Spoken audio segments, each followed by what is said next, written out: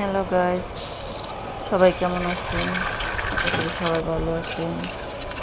আজকে আমি অন্যভাবে ডিম দিয়ে নুডলস রান্না করতেছি।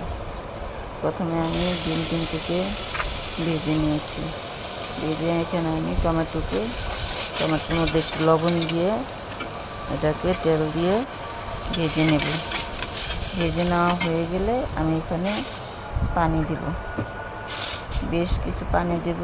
আমি এখানে 3টা নুডলস দেব। 3টা নুডলসের পরিমাণ মতো এখানে আমি পানি দিয়েছি।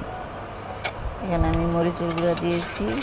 এই মরিচের গুঁড়াটা একটু ঝাল না, তবুও আমি মরিচের গুঁড়াটা দিয়েছি শুধু কালারের জন্য। তো আমি এখানে গাজর কুচি দিয়েছি।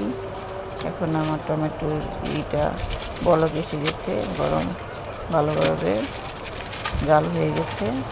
এখন আমি এক এক করে এখানে নুডলসগুলো দিয়ে দিব। নুডলস দেওয়া হয়ে গেলে আমি এখানে নুডলসের মশলাগুলোও দিয়ে দিব। মশলাগুলো দেওয়া হয়ে গেলে আমি এটাকে একটু নাড়াচাড়া করে রান্না করে নেব। এখন কিছুক্ষণ রান্না করে আমি এখানে ডিম ভেজে রেখেছিলাম, সেই ডিমগুলো দিয়ে দিব। এভাবে সবাই নুডলস রান্না করে বাচ্চাদেরকে দিবেন, খেতে দিবেন, দেখবেন